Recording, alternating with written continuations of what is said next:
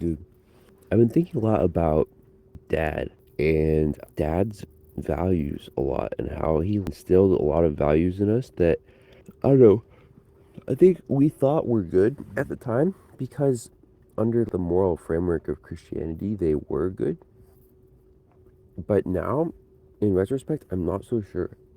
I think he has a lot of Puritan values, a Puritan work ethic, and what's weird is that that's the thing that is weird, is because even in the Christian community, Puritan values are not very common. Specifically, he really believes in self sacrifice and self denial as virtues, just like wholesale, full stop. He believes that if there is something where credit could be attributed to him or anything like that, he believes it's good, it's best to not let it be attributed to him. For example, how he's always had a superiority thing about fashion. He believes that it is good and righteous to not have any fashion sense whatsoever. He literally believes you should dress as simply as possible on all occasions.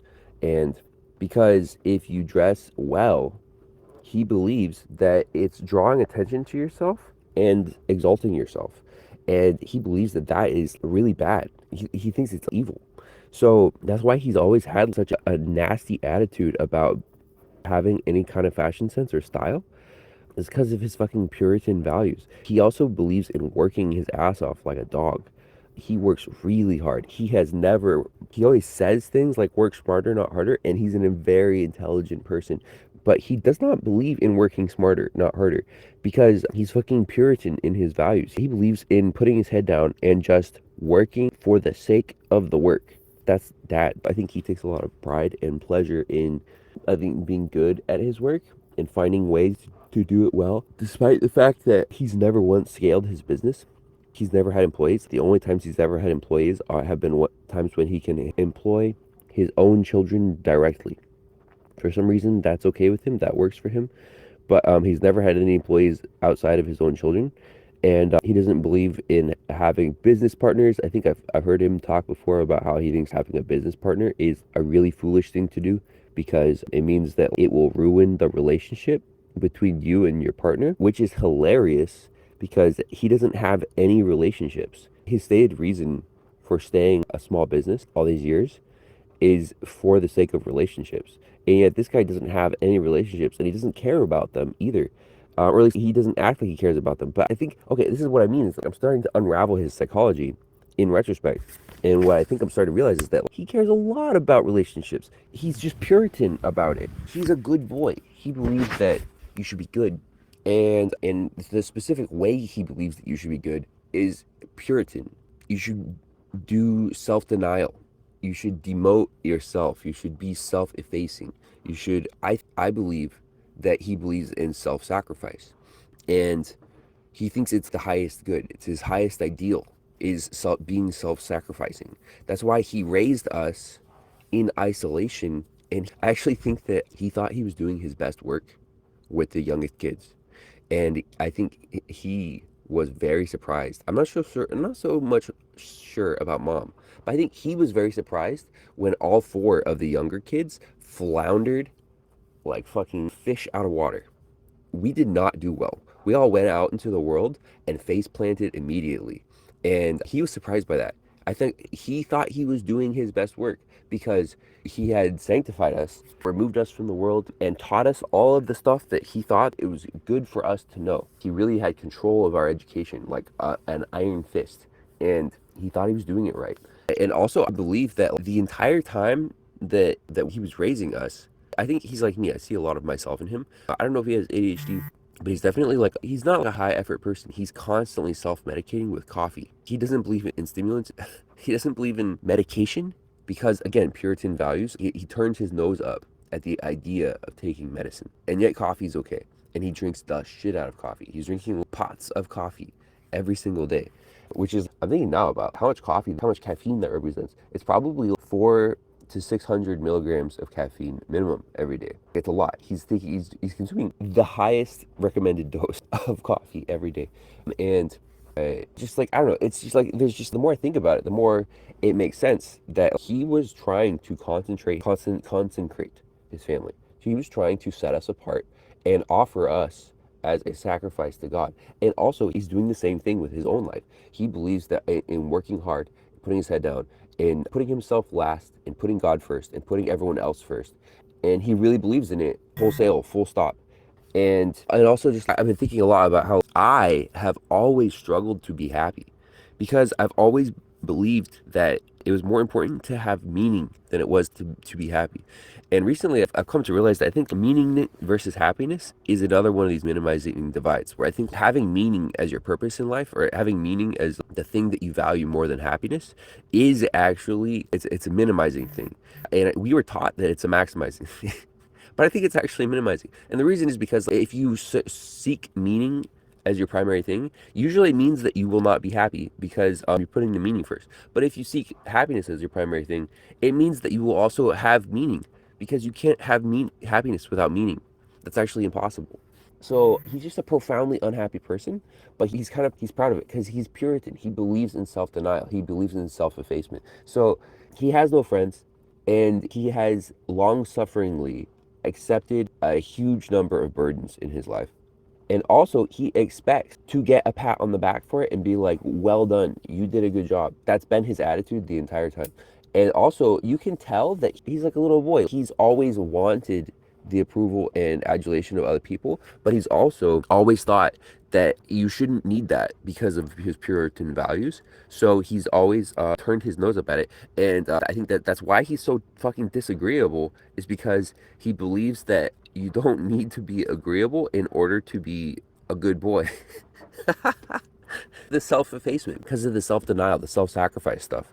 So I think he views his disagreeableness as a sacrifice, and he's all alone, profoundly unhappy. And yet, I'm not even sure that it clocks to him that he's unhappy because I think he thinks of damn near everything he's done as being a source of meaning.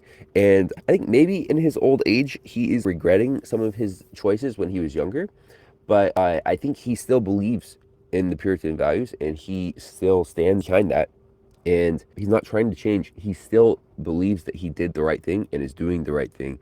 And it's right and righteous to hold the line and stay the course and self deny till he dies.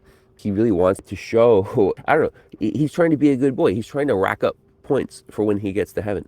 And it's like, it's profoundly nasty because he's just a disagreeable, unhappy person with no friends. The only friend he's got is mom, and literally if she died or if something bad happened to her, he would be all alone in the world. He wouldn't have a single person, a single soul. Like his delusion that he's doing the right thing is hanging by a thread, and I think he would rather go crazy and insane doing what he perceives to be the right thing than to actually change because he's so stuck on this Puritan values and ethics thing. And I don't know, just like I think we inherited it too. We inherited a lot of his values. And it was crazy to me is that I've never verbalized until recently that I even had this perspective inside of me, but I also have his Puritan values. I didn't know though. I just thought meaning is more important than happiness. You should strive for some meaning. And now I'm just realizing that, dude, I've just been long suffering, putting myself through just living a bad life and like more or less doing it on purpose because I thought it was okay to do self-denial for the sake of meaning. And I'm starting to question that, and I don't actually think it's true anymore. And I think I've just been living a bad life for the sake of my dad's values. And I don't know, I'm not happy about it. I'm really sad about it. And I think we've all been doing it. I don't think any of us believe in being happy. Not really. Maybe Bethany believes in being happy. Maybe Ellie believes in being happy, actually. Maybe Liz and Ben, potentially. I'm not sure. But none of the boys do. We all inherited dad's Puritan fucking values, and we're all still grinding and trying to show ourselves approved and trying not to enjoy life too much. Because why having meaning is minimizing is because you can't focus on your meaning as your pure focus if you're enjoying life too much. That's what it fucking means to have meaning as a primary value. It's minimizing. It's a mirage. It's a fake fucking goal. It's not real. Being happy is a real goal. It never clocked me before. And I'm just like, I'm very upset. I don't know. I want to fucking punch a baby. That fucking guy, I said this to myself many times, but I think that literally dad has the wrong end of almost every perspective. He is a philosopher who he has put his entire life into backing up the things that he believes, and I think that they're almost all wrong. He's on the wrong side of almost every single spectrum of perspective in thought. He really picked really bad. He really focused and bore down and sought out all the wrong interpretations of everything. He got it so bad, and yet he's so convinced that he's right.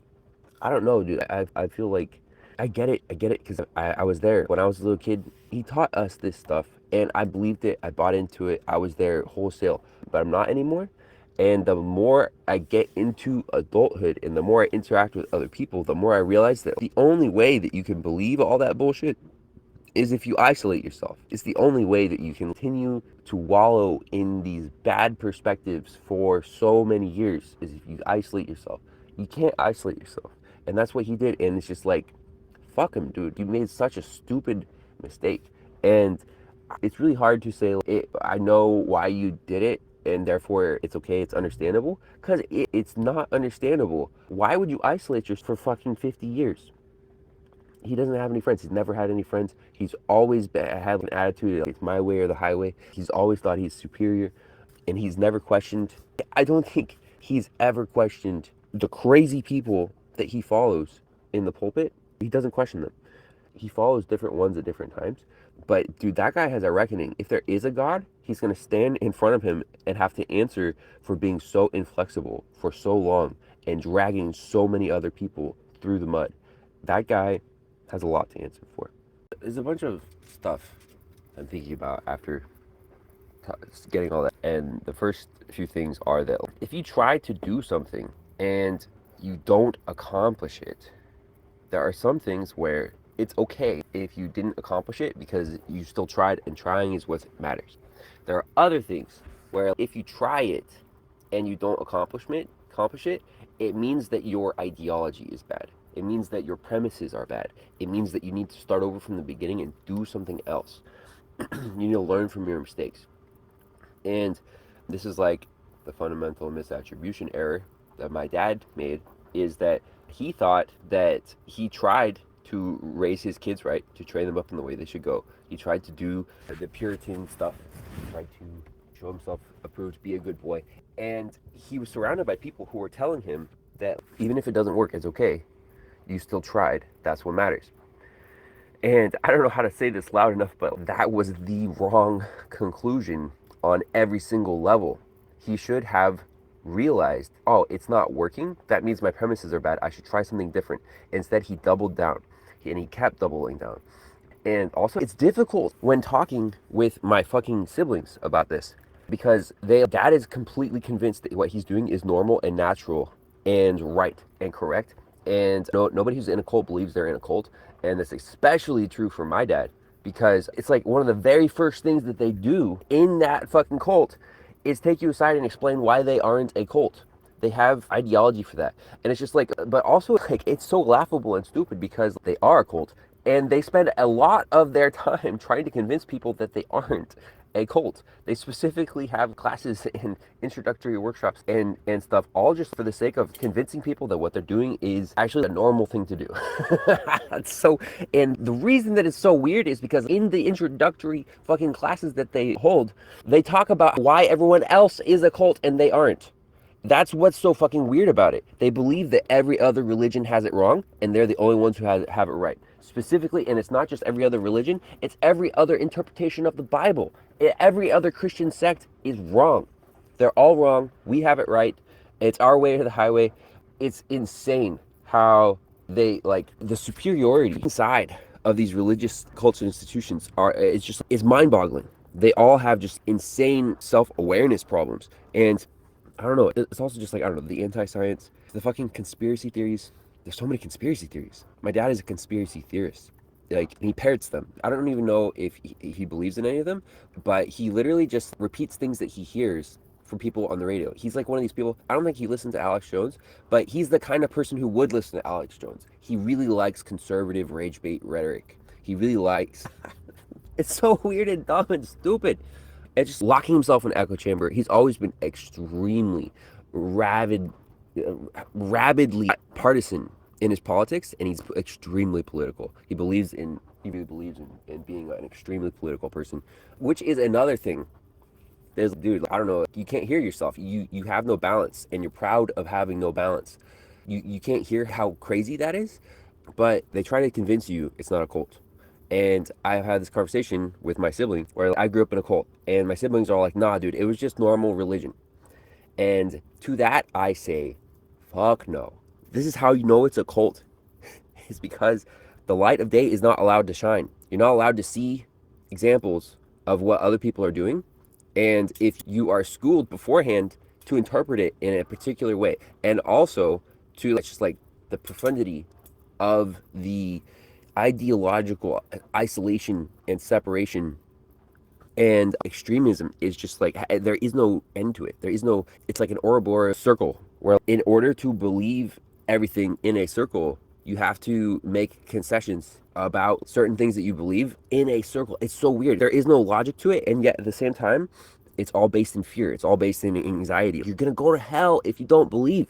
So you have to proselytize. You have to spread the good news. You have to try to convert people to believing in your way of believing. This is how you show yourself approved. And it's just like the self-effacement. And you're supposed to be happy in your unhappiness. You're supposed to be happy that you deny yourself everything, because then you're closer to Jesus. And with everything, there's a shell of truth in it. And they would even just, it's actually smart how fucked up it is. It's a complete logical loop. It makes sense. It tracks from A to Z, from beginning to end. And there's not really any reason once you're in to leave, to break out of it. It's just like, I don't know, but like this hill that it's a cult, I want to die on it, because I've been thinking this recently that like a really big part of why I care so much about my philosophy is because I want to show that what the evil that happened to me under the guise of Christianity and under the guise of being a good self-denying Christian, I want to show that it's evil. But in the face of so many people who are saying it's just normal, I want to show that actually, no, it's not normal. It's actually evil. What happened to us, and also the things that we believed, were like, it's exactly the same thing as, what do you call it, the Jamestown death cult or whatever. These are the same kinds of ideologies that put you in a place where you need to give your life for what you believe. And they would talk about that shit all the time. They would say, like, you should give your life for Jesus. And they meant it metaphorically most of the time. They meant you should live lifelong for Jesus. But they also meant it physically a lot of the time too. They really celebrated people who put themselves in life-endangering situations for their faith. They really celebrated that, and they promoted it, and they wanted us to do it as well. They really were like, that's like one of the highest goods you can do with your life is to give your life trying to spread the gospel. That was a celebrated thing. It was talked about with religious fervor and devotion, and it was just, your parents will be so proud of you if you give your life for Jesus, which these people can't hear themselves. These are the same people who talk shit about jihad and the craziness of other religions, and yet they parrot the same craziness for their own point of view, absolutely devoid of self-awareness. And that's by design. I don't know, fuck.